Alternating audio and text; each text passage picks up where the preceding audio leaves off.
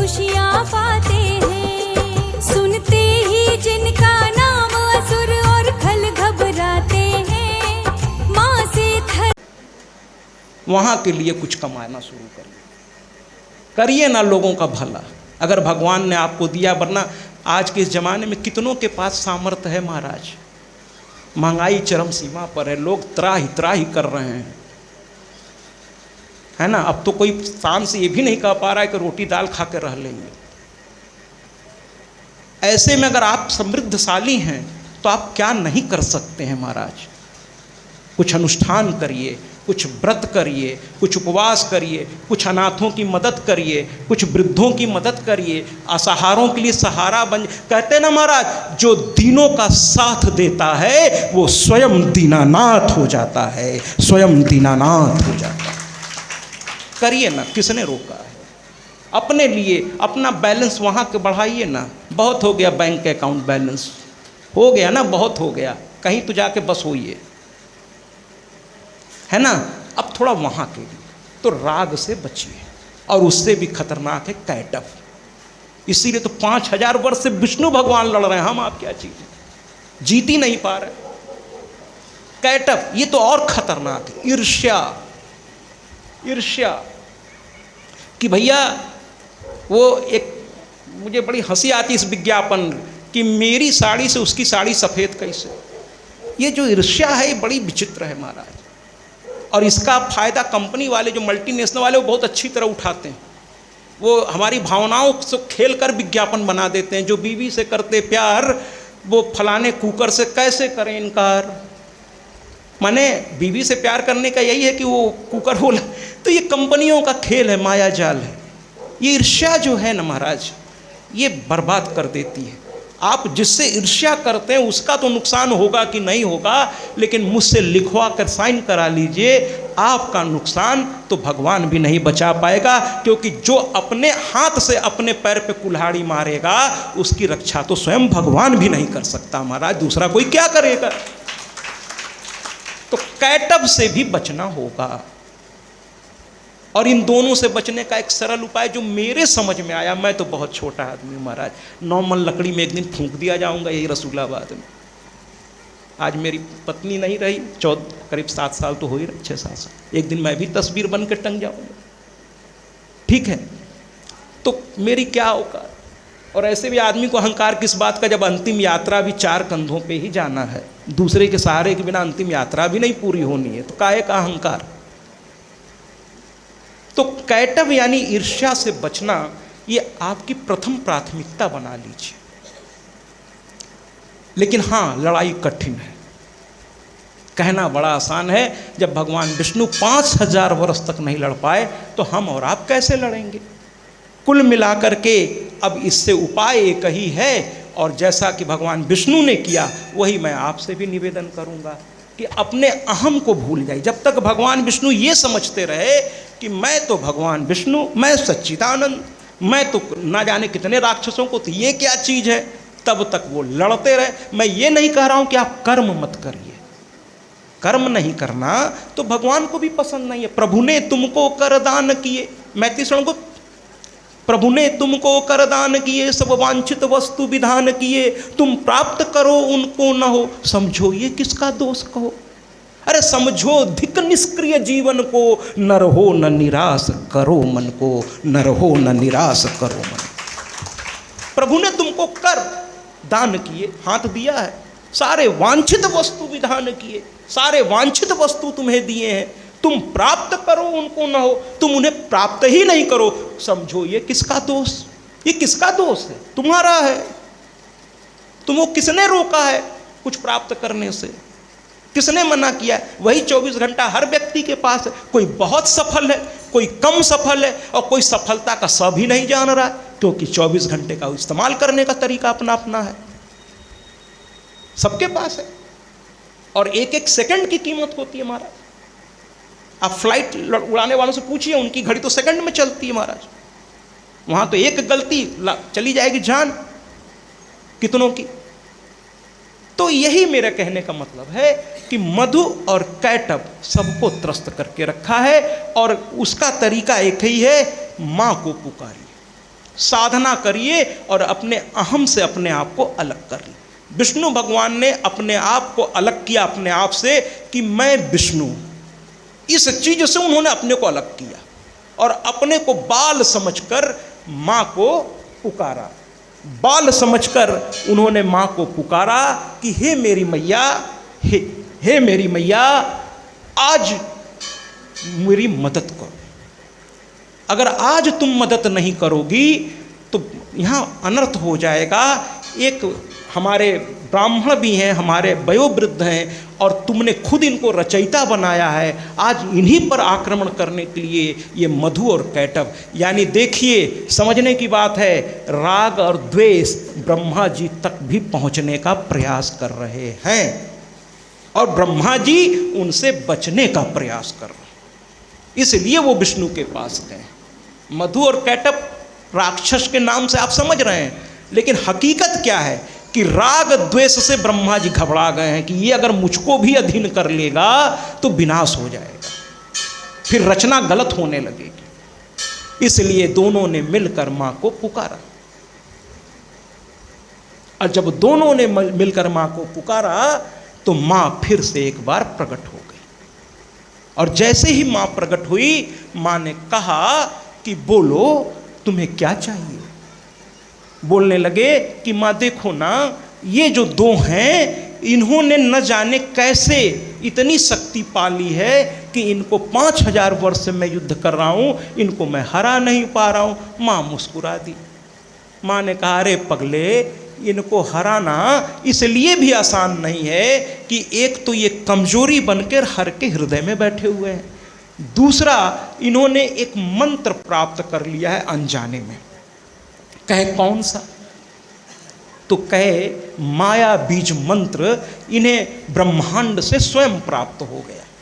ये घूम रहे थे और ये बहुत उत्पात कर रहे थे, तो इनके उत्पात को शांत करने के लिए एक ब्रह्मांड में आवाज गूंजा और वो नरवारण मंत्र या नरवाण मंत्र का वो बीज मंत्र, माया बीज मंत्र है ह्रीम।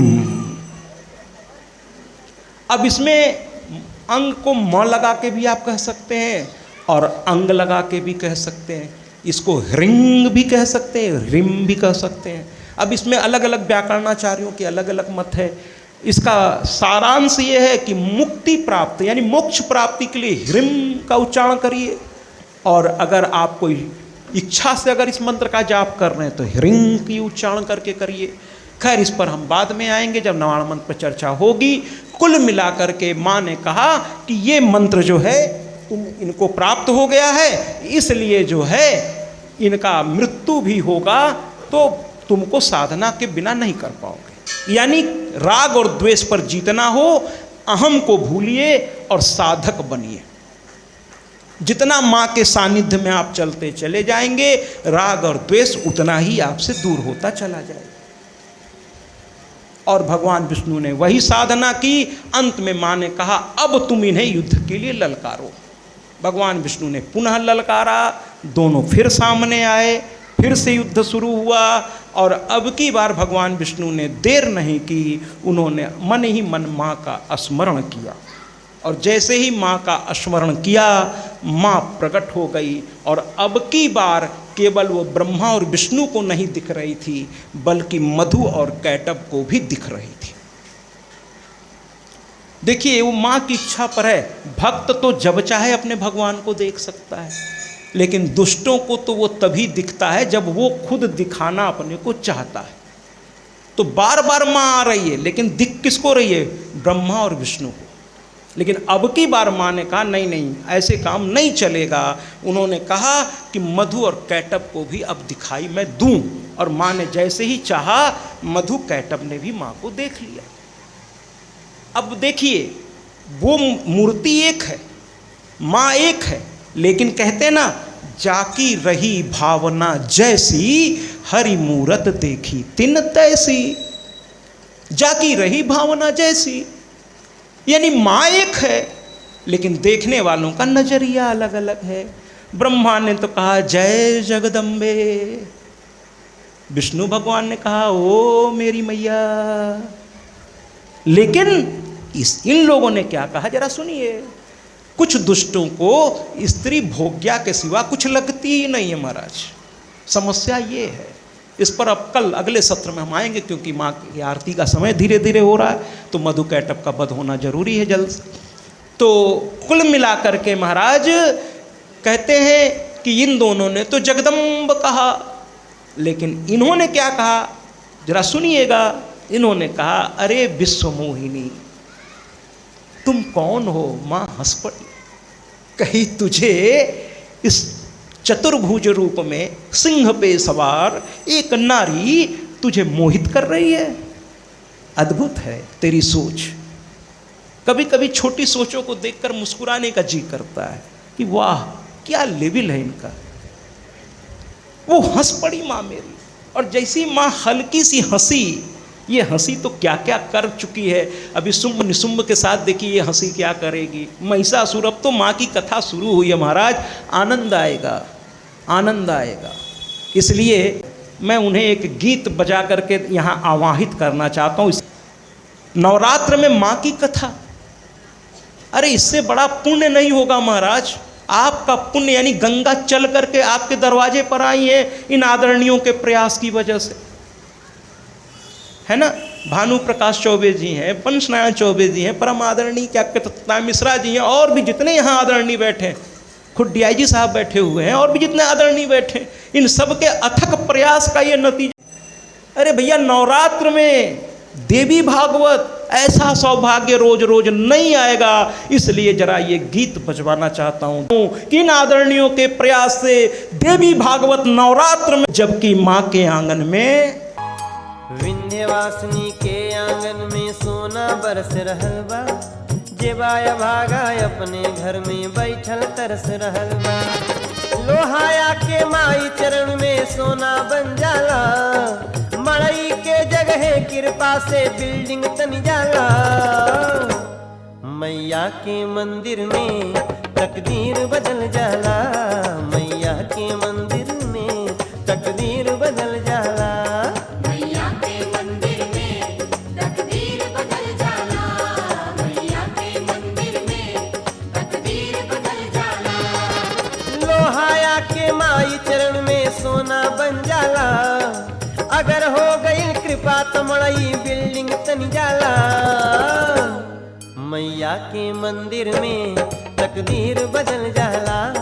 मैया के मंदिर में तकदीर बदल जाला।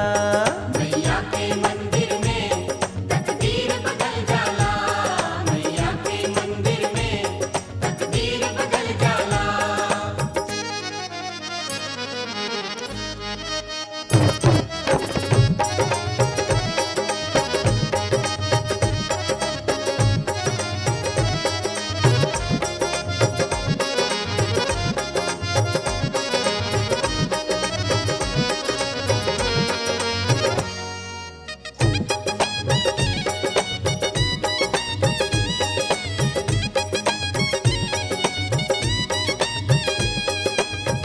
अगर विश्वास मन में हो। हवन करने के बाद माँ सामने आई।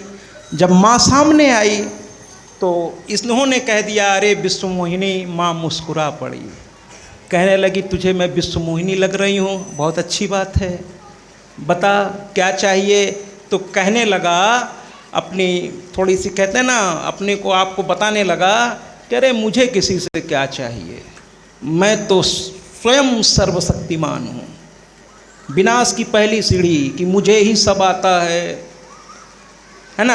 आप अपने आप को समझदार समझिए महाराज, इसमें किसी को कोई एतराज नहीं है, बिल्कुल हक है आपको।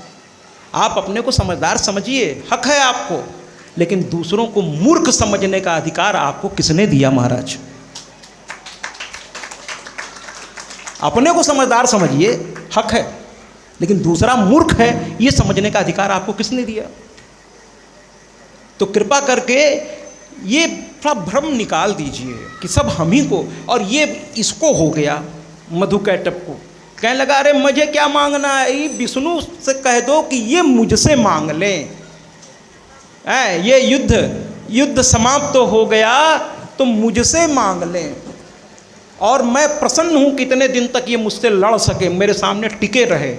भगवान विष्णु ने मौका नहीं गंवाया, कहा मांग लूँ, तो कहे हाँ मांग लो।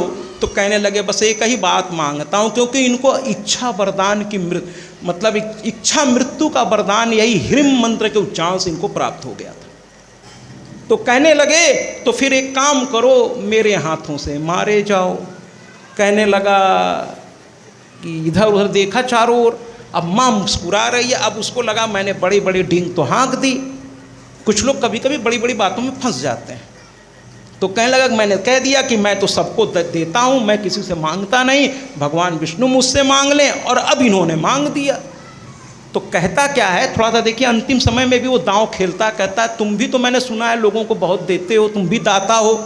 तो कहे हाँ वो तो मैं हूँ, लेकिन तुम तो कह रहे तो तुम मुझसे भी बड़े दाता हो। तो कहने लगा नहीं वो तो ठीक है, तुम भी दाता हो तो मैं तो तुम्हें दूंगा ही, तुम भी मुझे कुछ दे दो। तो भगवान विष्णु ने कहा ले लो, मैंने कब मना किया, जो मांगो मांग लो। तो कहने लगे फिर ऐसा करो कि तुम्हारा वरदान मैंने तुमको दिया, तुम मुझे मार लो, मैं मर जाऊंगा तुम्हारे हाथ से, लेकिन वहां ले जाकर मारो जहां जमीन हो जल न हो।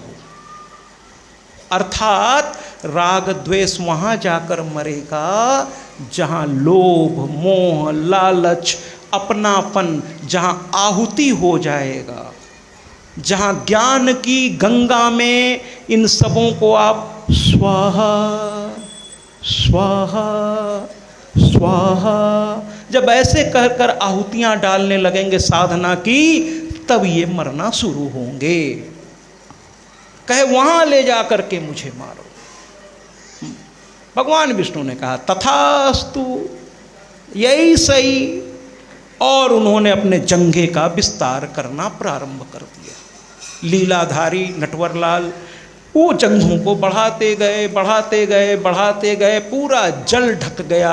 चारों ओर उनका जंघ प्रदेश ऐसा दिखाई देने लगा कि चारों ओर सूखा ही सूखा, ऐसा लगा कि कहीं जल का नामो निशान ही नहीं बचा। अब मधुकैटभ समझ गए कि मेरी मरने की, जिस दिन आप भी साधना की प्रचंड आहुति में अपने सारे कमजोरियों को जलाकर भस्म कर देंगे, उस दिन राग और द्वेष दोनों आपको छोड़ के चल देंगे। अब वो कहने लगा अब तो मैं मर जाऊंगा। चुपचाप उसने अपना गर्दन उस जंघे पे रखा, सुदर्शन चक्र चला और मधुकैटभ मारे गए। तालियों से स्वागत करिए। इस प्रकार भैया ये मधुकैटभ तो मारे गए, और कल की कथा इसके आगे और भी रोचक होगी। आज तो महात्म, थोड़ी भूमिका और थोड़ी कथा की प्रारंभ थी। कल से इस माँ के आंगन में और आनंद की वर्षा होगी। आज के लिए मैं आप सब आदरणीयों को प्रणाम करता हूँ। जय माता की।